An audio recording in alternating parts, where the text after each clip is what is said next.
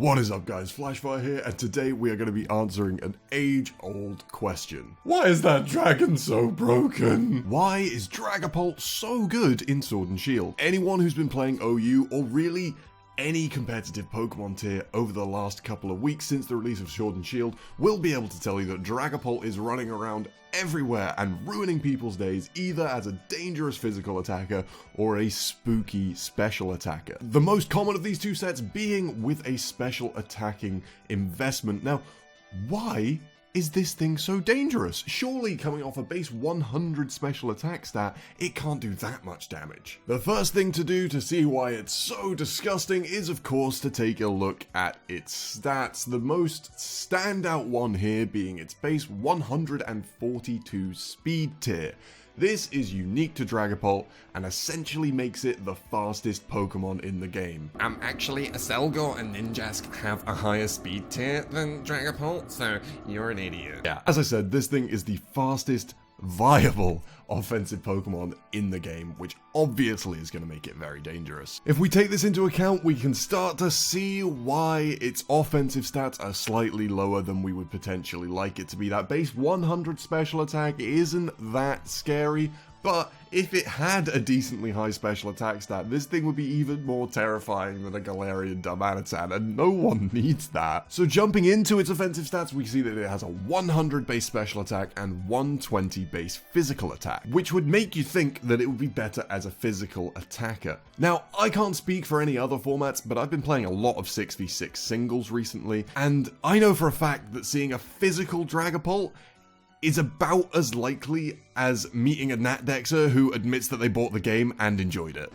That one bad tree texture makes this completely shit. Having said that, I've actually got a list of Pokemon here that have a higher special attack stat than Dragapult and still aren't viable as special attackers. These include a Selgor, Alcremie, Arcanine, Maractus, Mr. Mime, Vanillux, and then two not fully evolved Pokemon in Duosion and Haunter. So obviously there are some factors outside of how high its special attack stat is that make this thing dangerous. But first of all, we're going to talk about why physical Dragapult might not be the best. So this is mainly actually an issue of move pool. While the numbers are better, being 120 instead of 100, the coverage that he's able to access on the physical side is rather underwhelming. Don't get me wrong, you absolutely could run a physical Dragapult. He gets access to some really cool moves. He gets Dragon Dance, Sucker Punch, U-Turn,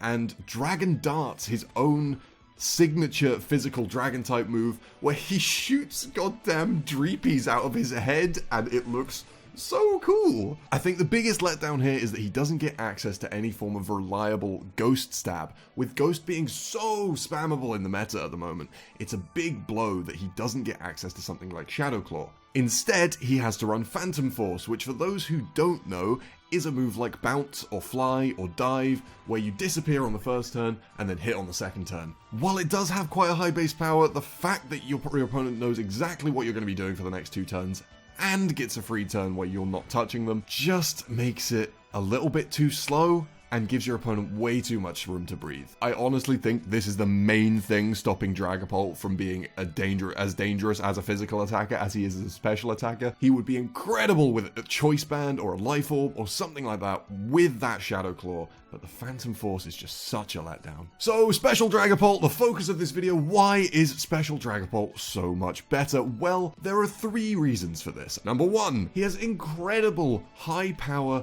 coverage moves that are able to hit the majority of the metagame for super effective damage. Number 2, the way that Dynamaxing Pokemon works and interacts with using choice items is questionable at best. And 3, just how spammable ghost type moves are at the moment. So jumping into these reasons, the first 2 are pretty easy to understand. In terms of special coverage, this guy obviously has access to Draco Meteor, which is a very high powered dragon move. He also has access to Shadow Ball, which gives him 2 incredibly strong stab moves.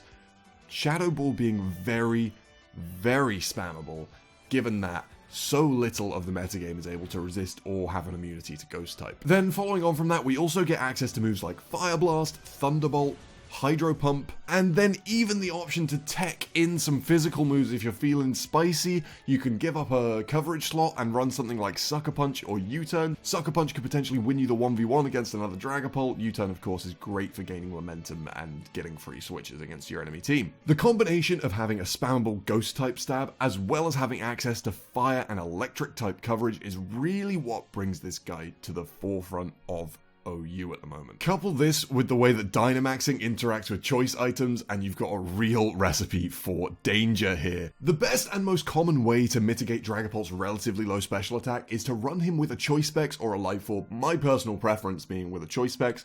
This gives him 1.5 times special attack, but locks him into the first move he chooses. The real kicker here is the way that Dynamaxing interacts with choice items. When you Dynamax a Pokemon, you retain the benefit of the choice item, so you still have that 1.5 times special attack, but you ignore the cost. You don't get locked into a single move. So if you bring out a Dragapult, lock yourself into a move with your choice spec, say you're using Shadow Ball, and your opponent switches into a normal type. You normally have to switch out, right?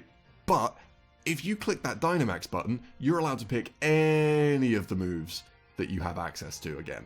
And for those 3 turns where you're Dynamaxed, you can change up your moves as much as you want, and you still have the 1.5 times special attack. So the way that most people would check a Choice Specs Dragapult is to scout what move it's going for and then switch into something that resists that. But with the Dynamax mechanic, that doesn't matter, because they can switch into something that resists the move that you've locked yourself into. Say you're going for Fire Blast and they switch into a Toxapex. And then you can just Dynamax and hit Max Lightning. Like, what are you going to do about that? So yeah, combining the way that Dynamax and choice items interact with the mad coverage that this guy has access to, and you've just got such a potent special wall breaker, it's unreal. Okay, so on to part 3, the spammable ghost type moves. So let's take a step back and look at the metagame that Dragapult makes its debut in. A lot of older Pokemon have lost their ability to recover HP, the most obvious one here being something like Rotom, which no longer has access to Pain Split. Additionally, a lot of other bulky Pokemon that were in previous games didn't make the cut for the Galar region. May they rest in eternal peace.